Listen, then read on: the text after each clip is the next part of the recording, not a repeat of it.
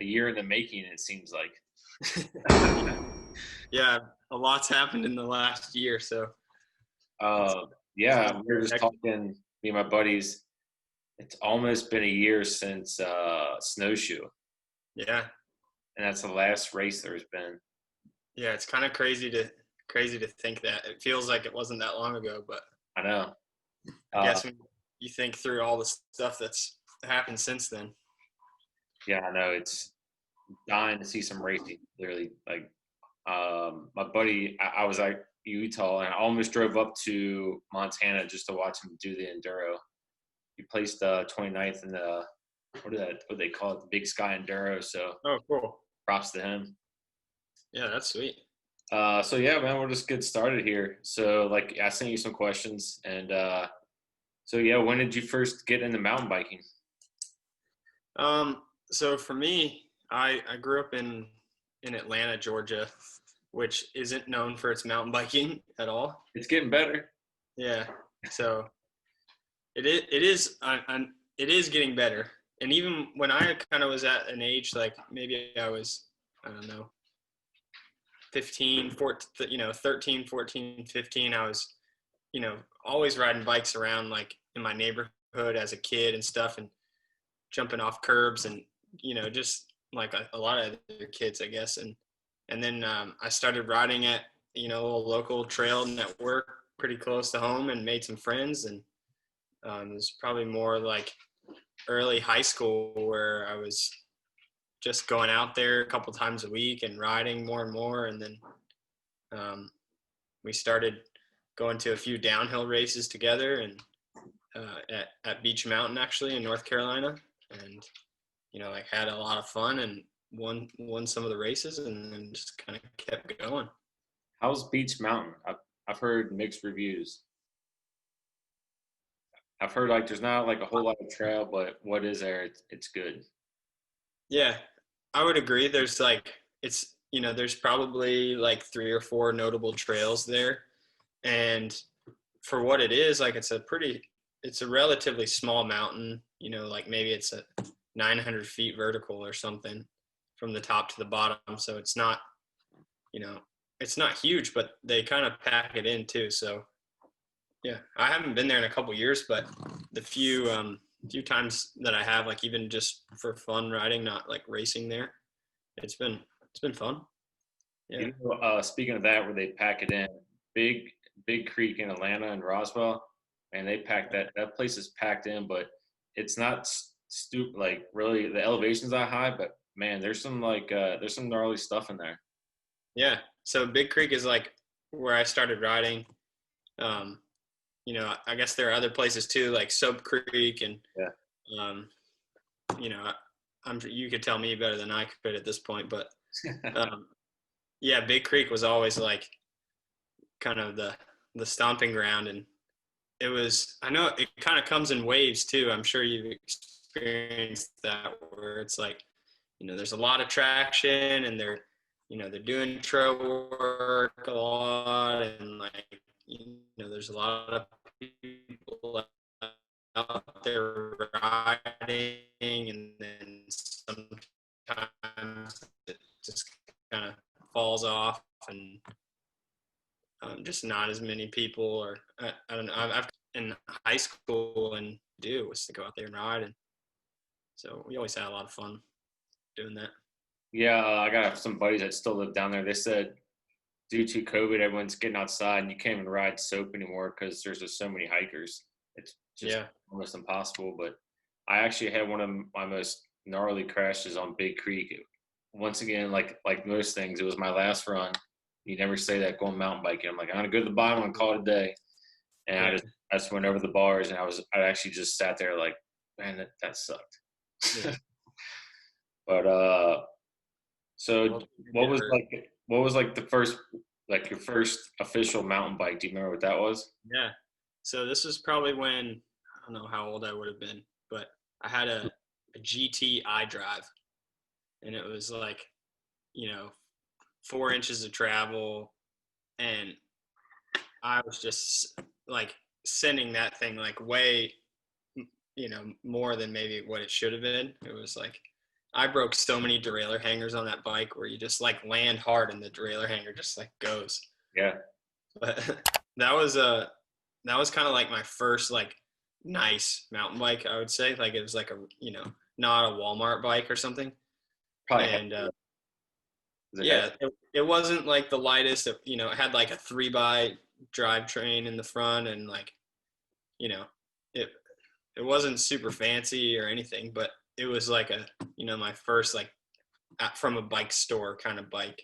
Yeah. And I had a lot of fun on that. And then I don't know, maybe a couple of years later, I got a 2003 Santa Cruz Bullet, and it was like a total tank. But at the time, like that was like, it was the coolest thing because it just had all this suspension travel, and it had a dual crown fork on it, and like, it was that bike was always like super fun, and like probably the bike that I really like got into riding more aggressive trails, and like really, I guess, got a whole lot better riding that bike than probably anything else. What was the travel on that? Do you remember? In the front, it was like 170 or 180. Wow. Well, I guess it was a dual crown, so yeah, basically a downhill. Yeah, it was like a downhill bike, but it was a Manitou Travis fork, I remember. And it only used like 5 inches of its, 7 inches of travel. Like it just didn't even like work. And and maybe in the rear it was like 150 or something. I don't know. I'd have to go back and go check the archives, but yeah, what is that, Santa Cruz Bullet? I want to look at. Yeah, it's a pretty funny bike, like super heavy, just like, but really cool. So you grew up right in Atlanta. You said Beech Mountain, and then I guess in there did you race anything besides downhill? Did you ever try XC or enduro style? No, I never did any XC racing, or like, some people like come from BMX and then ride mountain bikes or whatever, but no, I only kind of raced downhill. That was like from the beginning, and even still, I've probably only done a handful of enduro races. Yeah. And whenever I do, it's like just kind of casual and fun more than like a seriousness. Yeah, like super laser focused or something. But did you do the Big Six? That was at. Did you ever do that one at what's the place we were just talking about? Where you grew up riding? This big enduro they had there. At Big Creek? Yeah. No, I don't think I ever did. We did a few races that were like, they had like a slalom race and a downhill race, like, in the same day kind of thing. Mm-hmm. So I did some of those, but never like any XC races. But yeah, I started an XC, and then, man, I'm so glad I'm out of that. I was like, gosh, I wish I would. My buddy's now learning. He's going right into like just not really downhill, but more enduro or bigger bike. Yeah. I was like, man, I'm so jealous of you. He's like, why? I go, I mean, you don't have to learn on the XC part. You're getting right into the good stuff. And he's like, really? I was like, yeah, this is where you need to be. So, how did you result in your first downhill race? How did you do? I think I did pretty well. It was like I was younger, so I could have been racing like the junior category, but I was just doing like amateur, I guess. I don't, not like I don't even know if there was like a designated 18 and under category or anything like that. But I can remember getting on the podium and that was just super cool. And then did a few more of those races and won a few of them in the first year. So it was kind of just gave me like the itch to just do more races and go to some other places and do more events. So after that, after that first race, when you're like, all right, did you wait the whole year? Like, hey, I'm gonna do races all summer or all season, or how did that? Yeah, I think at least I can remember that year at Beech Mountain, they had like a Triple Crown series.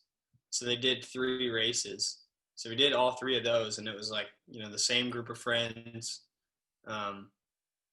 And we did all 3 of them that summer, which was really cool. And then like maybe we did a race at Clemson, and they used to have some trails there, and maybe it was just like 3 or 4, and a race at Big Creek and stuff like that. So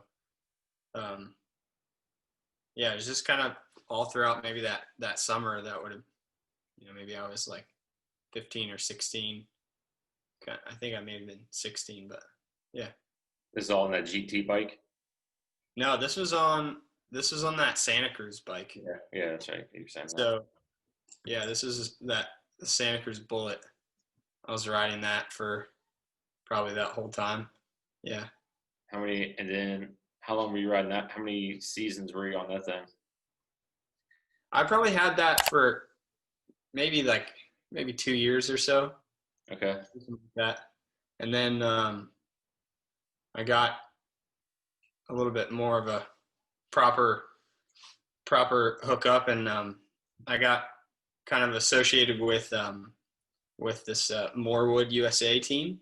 Mm-hmm. When I would have been like when I was a junior racing, and that was a really, really cool experience for me, because it kind of helped me like see racing in a totally different perspective, and not just like, oh yeah, with your buddies, and just I mean that still is what racing is to me, but program.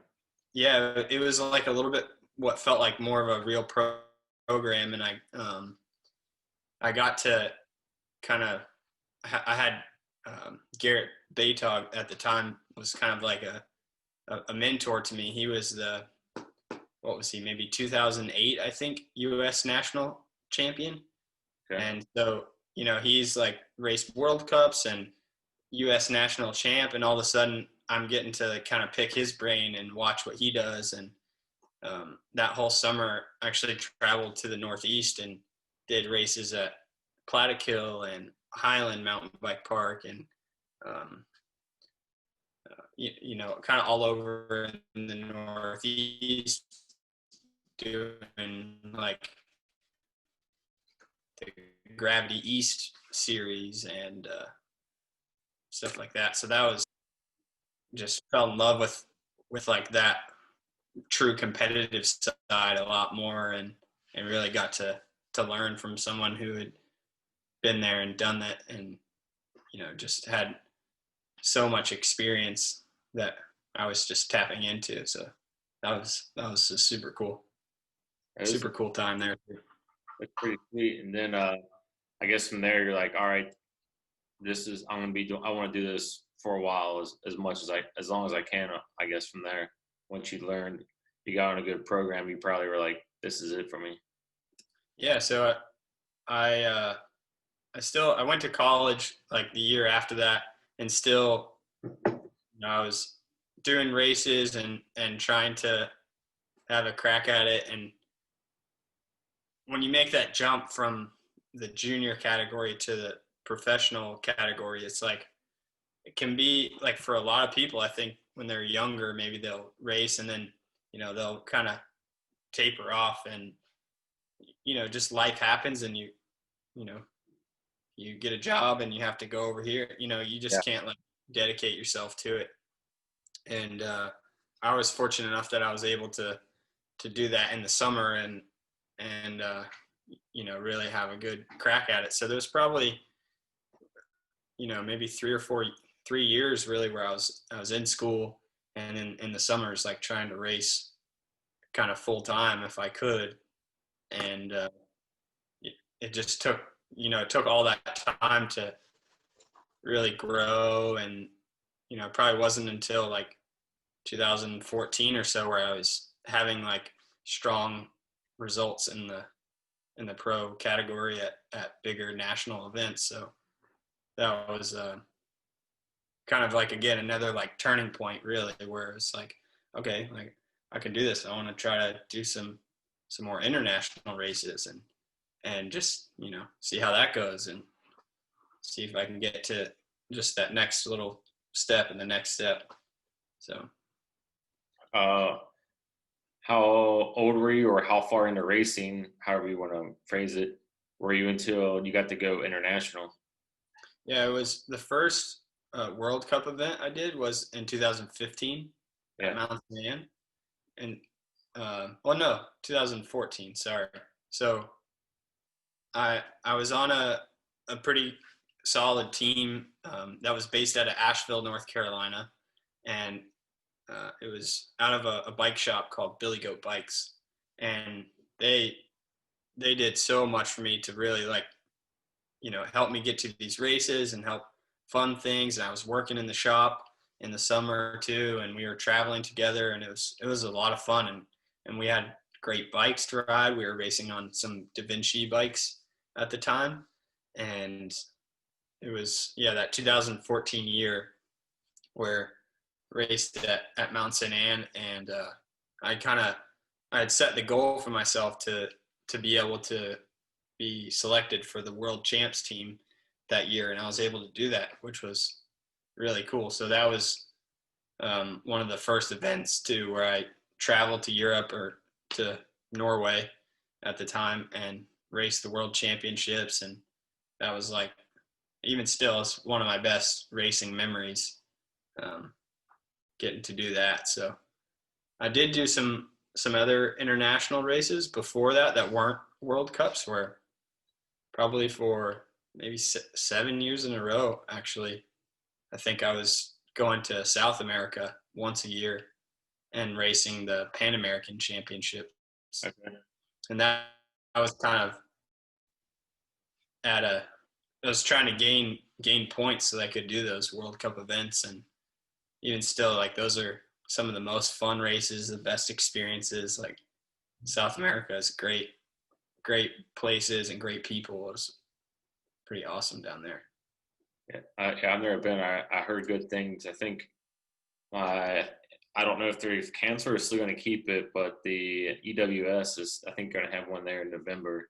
My buddy's trying Yeah, to qualify to go to that. yeah. So that's in Manizales, Colombia, I think, Yeah. or one of them is there. And actually, what was it, 2018? The Pan American Championships were in that same town, and yeah, such a cool place and just an awesome experience. Yeah. On your first race, were you, well, overseas? Were you just like on cloud nine? Like, I can't believe I'm here, or were you just kind of like, all right, I'm with it.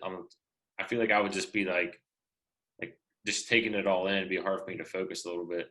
Yeah, definitely. I mean, even at least for me, like I was even. I mean, I never was a rider, or not even still that someone that's cracking the top five. Like for me, if I could get 40th place, like that's a great result.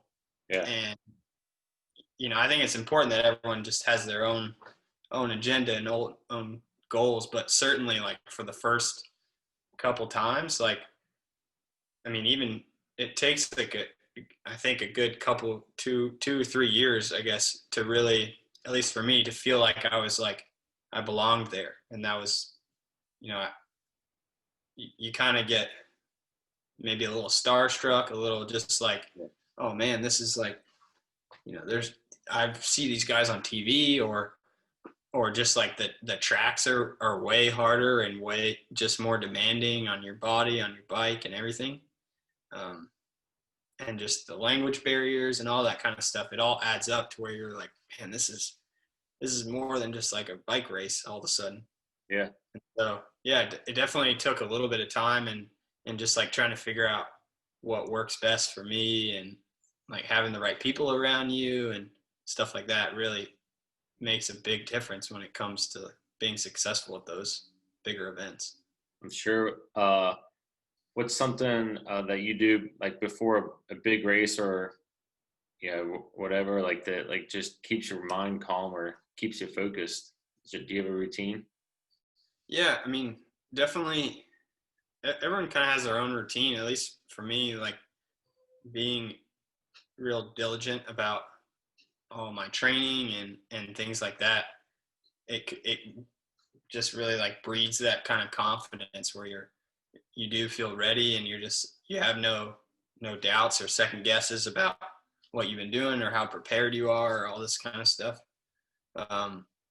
But just going and being with the right people too is like just makes it fun and makes it like a little bit lighter, so you're not just sitting there with your own thoughts and where, stressing about the race or something, everyone kind of handles that differently. But you ever been like on a course and the whole time, you've walked the course and you're like, hey, I'm going to take this line. But then again, like somewhere in the back of your head, you're like, man, should I still go right? Or should I go left? Like, does that ever do you still until the run even happens or you even get to that section, do you ever oh, I should have changed that?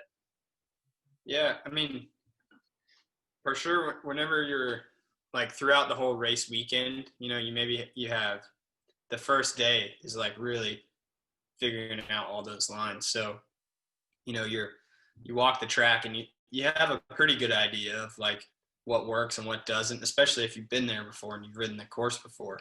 Yeah. So you kind of know what to look for. How the track is going to deteriorate over the next 3 days, because that's, its own game in itself. And that first day, it's, you're trying out different lines. You pull off to the side and you watch other people do it and see how they're doing it.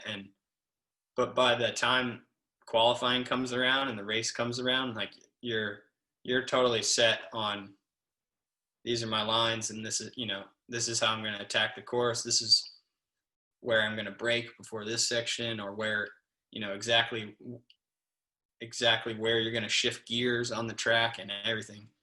Try to break that down so you have it all kind of mapped out. But at the same time, sometimes stuff changes. There's been, if you're the 200th rider down, all of a sudden the line you're hitting the turn's just not even there anymore because it's just totally blown out. Yeah. So you have to be able to adapt and think, quickly on the spot. And, that always makes things interesting. But yeah, in a perfect world, you try to be all dialed in before that. I saw you posted something on your Instagram about your crash a couple years ago and how you walked away. Do you know ever figure out what caused that crash? That was crazy. So the one you're talking about is in Andorra, and this was the last practice run before the race start on race day. So it's usually you only get 2 runs. You have an hour of practice and you do 2 runs. And at least for me, it's you're pretty much depending on the course, you're at going full speed at that point, almost like a race simulation. Okay. And that was just a really fast section, and I got thrown off line where I just kind of clipped a rock that you're almost skimming over just really fast, and I just got pitched way offline, and so I pretty much committed to going off the track, and I had to shoot a gap between 2 trees, and I just clipped one of the trees with a pedal or foot or something, and that's why I just went fully ejected. But yeah, that was a wild one, and just for someone to be there and have a video of it too is kind of crazy. And yeah, I feel like if you don't, almost everything's on video these days, so you almost just stand up and say, hey, who caught that? Yeah. That was nuts. I was way down off the bank, and I had posted about it. It was somehow I only dislocated my toe. Wow. Of all things, it was really weird. So I thought I had broken my toe or something. I could feel it was messed up, and so they kind of carried me to a truck. And at Andorra, it's a bit different. The pits and everything are at the top of the mountain, just like Snowshoe is. So, I got in the truck and we drove up the hill to the top, and then they put my toe back in place and, got my bike back to the pits, and we changed the handlebars and the stem and the grips and, some stuff that just kind of got totally mangled. And it was almost just straight into the race run. maybe an hour and a half later after that crash, it was, into the race. So that was like a total mind game too. It was tough to be ready for that one, but Yeah, especially right when you come right back on that section again. You're oh probably yeah, yeah. I always felt like I was probably half speed through that one section. yeah. The next time, it's just like terrifying. How'd you end up become buddies with like Dakota and Nico and all those Yeah, guys being at the same races? yeah. So in maybe 2014, Nico and I had the same coach, Yeah. and so I'd always known of him, and we had met before. We went to a race together, the Pan American Championships. We went together maybe in 2011 or so. So I had known Nico and Logan and met them, but it wasn't until like 2014 when we started doing some training together and doing some rides together. And then we both were living in Brevard, and then I moved into his house with him and lived with him for 2 or 3 years. So we were always training together and riding, going to the gym together and everything. And Dakota, I met him through some other friends, and again, just kind of same thing, was like riding together. And he moved down to Tennessee and lived really close to Winrock Bike Park, and that's where we were riding a lot all the time. So we just kind of linked up and started riding together more, and just became good friends. And so Do you like? I've only ridden Winrock's XC trails that aren't really yeah, XC. They just call them XC. But that place is fun, man. But in the summer it holds the heat. That place can get hot. oh yeah, it's super hot. And even for me, like, it's kind of weird because I never really rode there that much in the summer, because in the summer we were just traveling pretty much always to Yeah, races, and then in the wintertime we're there like twice a week. So it's kind of weird to even like see photos and videos like of people riding there more now this summer, because they're not racing. And yeah. it's all the trees look different with greenery on them and everything. It's kind of funny, but yeah, it gets pretty hot for sure. Oh yeah. So how did you like living in Brevard? I mean, I'm sure it's great training ground. I mean, there's Yeah. trails everywhere, but as just a town itself. Yeah, I like the smaller town. Like, my my family has some history in Asheville, so I kind of had always gone to that area like when I was a kid growing up, and um, going to the mountains. And it was just a place that kind of always like felt familiar to me. Not so much Brevard, but being in Asheville, and then moving to Brevard, it's just like a little bit more small town vibe, and everything, at least for me, that I needed there was right there, and just super fun. And yeah, and like from a riding perspective, you really can't beat it. No.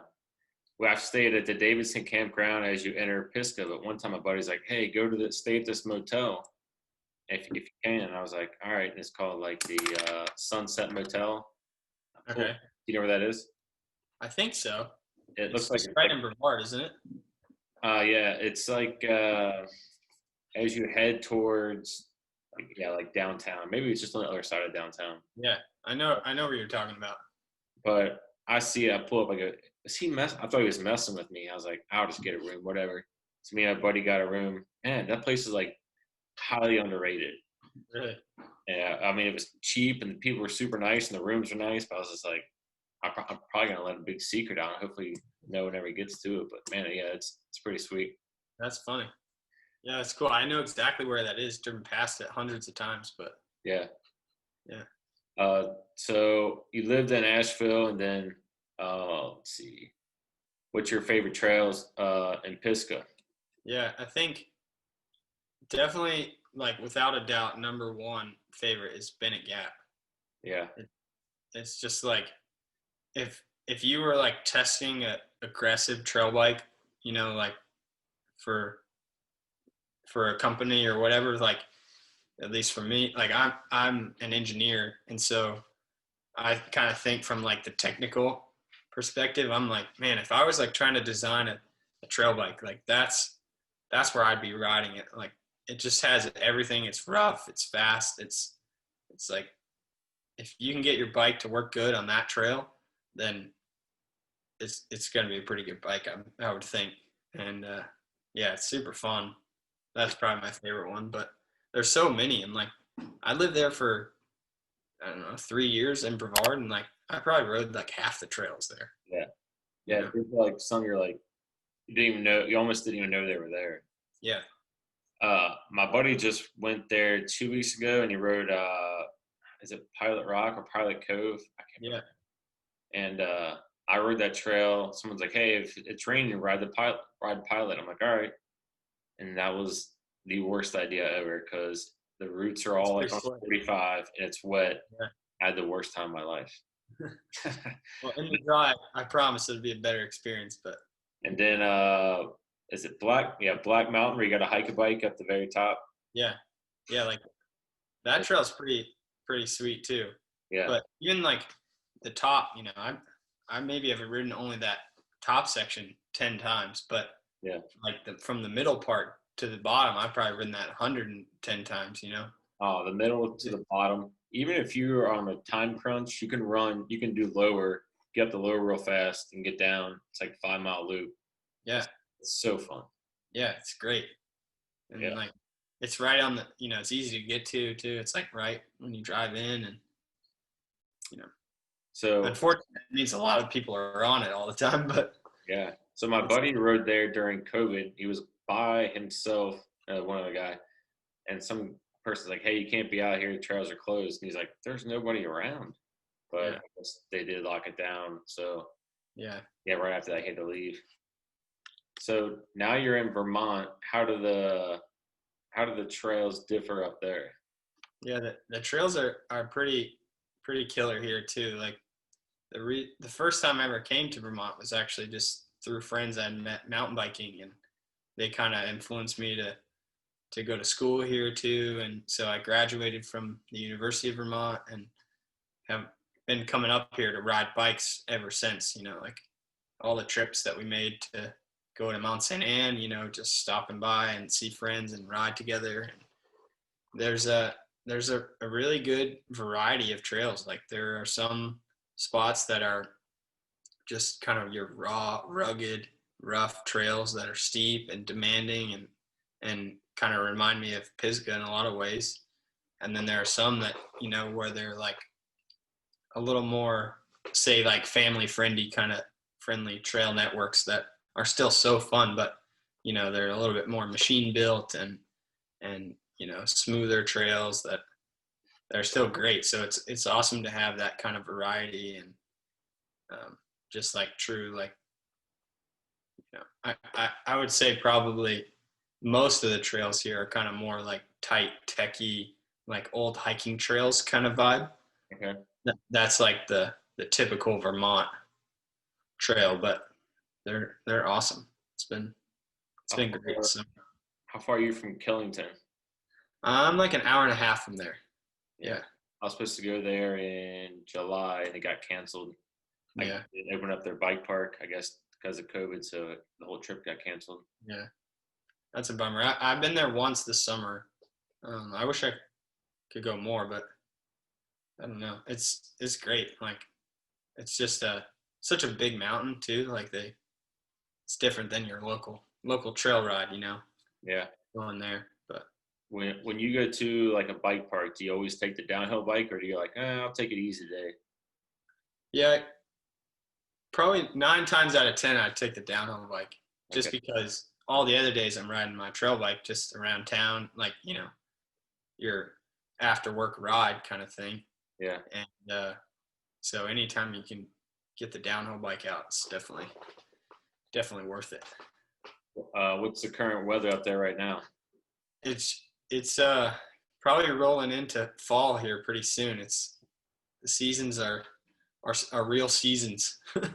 So it's kind of crazy, but just the other day, it's like 50 degrees, and you're like, man, this is a little chilly. Yeah, I was in Utah. I went hiking. Like, hey, we're gonna go up to the Uintas and hike. I'm like, yeah, okay. I was like, do I need anything? They're like, nah, it should be good. We got up to 11.5 feet. Man, it was chilly. I was like, I'm Yeah, not ready for this yet. I still need some summer. I And can they're like, imagine. oh, they're like it, and they're big snowboarders. They're like, oh, it's so close. It's almost season. I'm like, what? No. Yeah, it's crazy. Like people are talking about it. It's kind of, I mean, I love skiing too, and it's a lot of fun. But Yeah, they we steep biking way too they were soon. talking about how the ski resorts want you to go ahead and buy tickets to get a better deal, but at the same time, the ski resorts don't know how they're gonna deal with Operate. COVID. So it's kind of like, what do you do there? Yeah, I know. Like at least for me, I would probably most likely ski at Stowe Mountain, which is about an hour from me. It's like you can do it as a day trip, super easy, and it's for resort skiing, it's definitely the best in this area, and they're offering like a kind of pass insurance.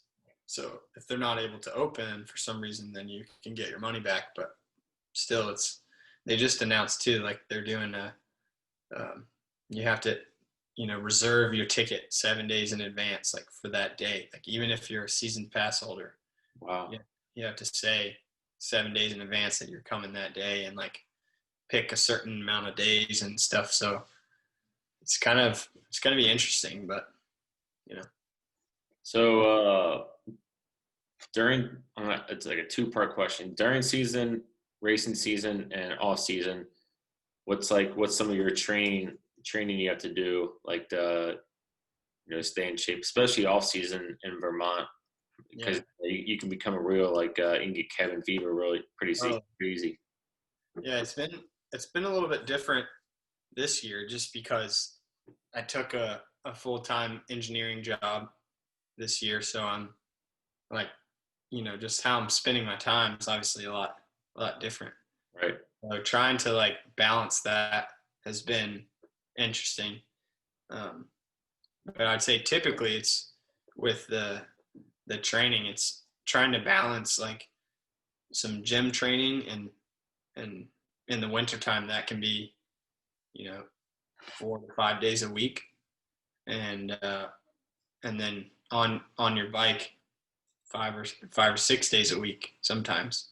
And like that's what I was doing when I was in North Carolina, where you can go out and ride all winter. It's going to be 35 degrees, and you just kind of tough it out a little bit, and maybe you're cold, but you still get your ride in and you get your workout in and everything. So we would do, specific trail rides where you're, trying to do a certain interval, or, a trail sprint where you're essentially like doing a downhill section and racing that. And yeah, and sometimes it's super specific where you're trying to hit a certain power output for, X amount of time with this amount of rest, and, repeat that or whatever. And sometimes it's just go out and feel good on your bike and do as many wheelies as possible and have fun, So kind of mixing a little bit of everything. But here in Vermont, it's definitely going to be a bit different, like especially this winter. So I'll be skiing probably as much as I can, and playing some hockey, and just doing other stuff to stay active and stay moving, and then do as much as I can in the gym too, just to continue to stay strong. And You got Zwift? You think do you'll what? do you have the Zwift set up, the indoor cycling? I don't. My girlfriend has a Peloton actually, Oh, okay, there you go. which I haven't really played around with that too much. I'm kind of like, I want to hate it, but I can't really. Yeah. Um, so maybe I'll play around with that more this winter. But Yeah, I can't get on the Zwift thing either. I don't know. It's just something about just sitting still. yeah, I was like, try this, and it was just a YouTube video, and you're like, first person. I was like, that was even worse.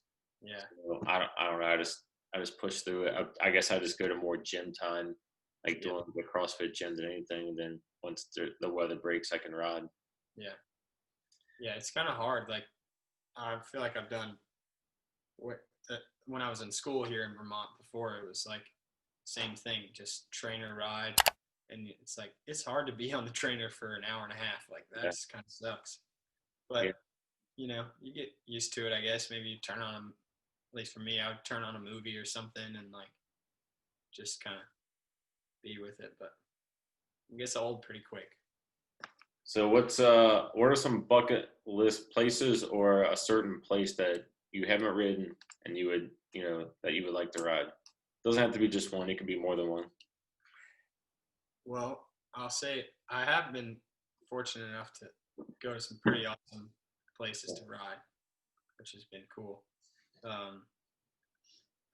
So I've only been to Whistler one time. Wow. For Crankworks, and I would love to go back there and just like really explore more of all the trail networks around, Whistler and all the surrounding towns and everything. So that's probably one place I'd love to go spend a bit more time. And another, just like probably one of my favorite places to ride, especially on the downhill bike, is in Morzine, France. Okay. It's incredible. It really is like a mountain bike destination at this point too. And whenever you're traveling in Europe, at least to do those races, we would always stay there, in between races, because it's kind of centrally located, and a lot of the other racers would do the same. So you're riding with really, the best riders in the world and just on the best trails. So I have been fortunate enough to go and be there a few times. I would love to go back. But yeah. What's at Snowshoe? What's some of your favorite runs at Snowshoe? Because I'm sure you've been there a lot. Yeah. What's the pro line? Yeah, the racetrack that we raced for the World Cup was probably one of the best. Really? I think that we've had there. Like, starting out on that ski slope, like where you're just doing those big jumps right out of the gate and high speed, and then going into like lower hairball and all of that is super fun. But I think too, like, all the trails on the other side of the mountain are super underrated too. Like, I don't know all the numbers by name, or the letters, I guess is what they miss. But those trails are super fun.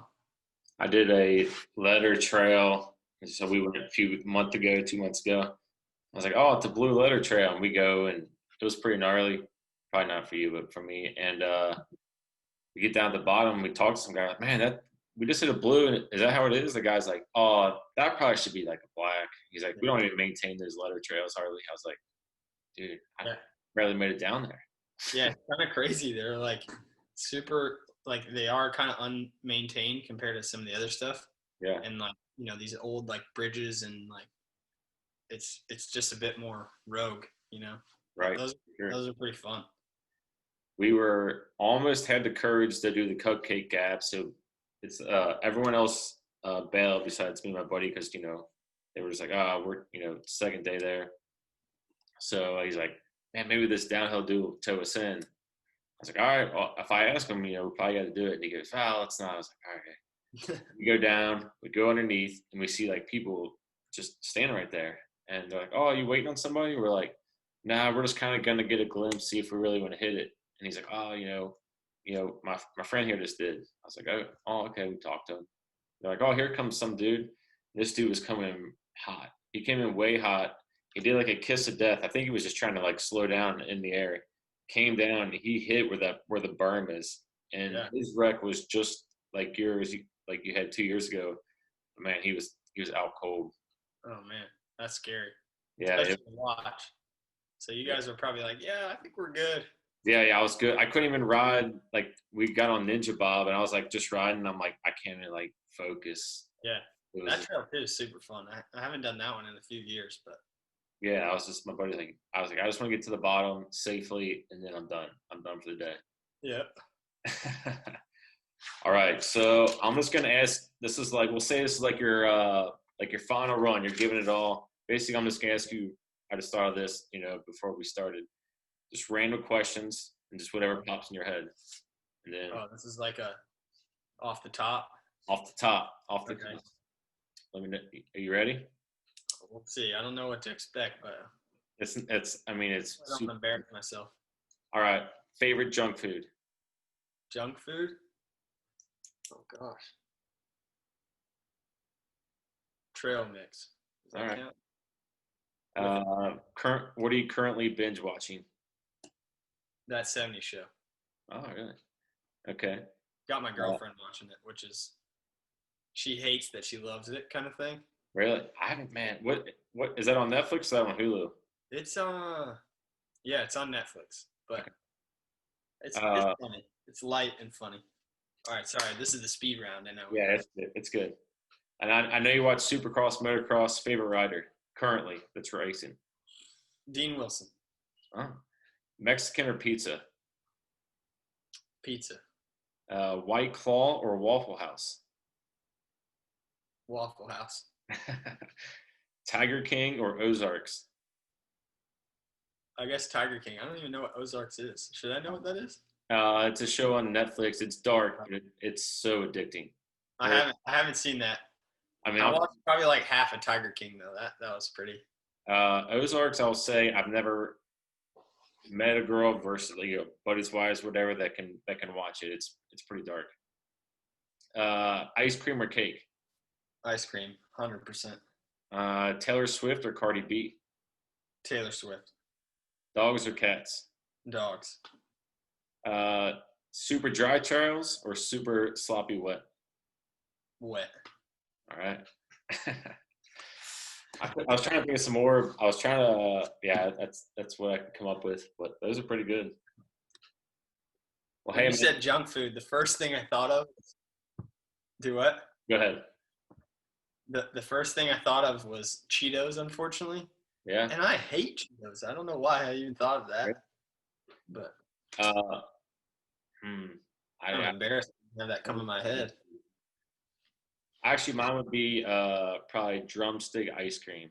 Man, yeah, that's kill me in the summer. I can relate to that. Can take a couple of those down. When you guys are like during the season, when you're like on full training, is your diet pretty strict? I wouldn't say it's like super strict. I don't know.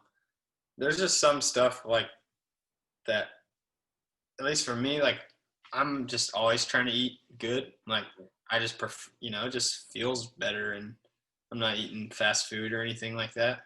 Yeah. But occasionally you have something, even just like a good pizza or something. I don't feel like, I don't know. I agree. Maybe it's not bad. I'm not going out and like getting Little Caesars or something, but actually, yeah, when I was out west, I had InNOut burger. Have you had it? Oh yeah. And I was like, oh yeah, gotta get it. And then like, it's all hyped up, and then I ate it, and I felt like garbage. Yeah. It's not what it used to be when you're like younger and you could just, your body would digest it. Now it just sits there. Yeah. Yeah, I don't know. I try to eat good, but I'm kind of like, at least for me, I'm kind of more of like a routine sort of person. So, I've been lately really just crushing the fruit smoothies and like putting all kinds of stuff in there, and I'll get on a routine like that for about 4 days, and then I don't know what happens, or like a week, maybe the next weekend happens, and I fall off. Yeah. It can be hard, but yeah. I don't know. Well, hey Max, man, I appreciate it. Thanks for taking the time. And, yeah, of course. But it's nice chatting with you. Yeah. Hopefully, if I see you in Vermont or you come back south sometime, hopefully we can ride together. Yeah, that'd be great. Absolutely. You should anytime. I guess it's kind of hard right now, but if you ever make your way up this way, let me know, and I'll show you the good trails. Oh, one more thing. Did you ever sell your van? I did sell my van. All right. And I actually just bought a truck today. So. What kind of truck? I got a Toyota Tacoma. Nice. So, what color did you go with? It's silver. I like that I like silver, but I also or that desert color. That's Yeah. it's getting too popular. Yeah, it kind of is. Like, I didn't really have a choice, but yeah, super jazzed up on that. It's pretty sweet. I've never had such a nice vehicle, so it's kind of crazy, but Cool, man. yeah, All right, man. You have a good weekend, and I'll be in touch. yeah. You too. Thanks again. All right, I'll see you. See ya.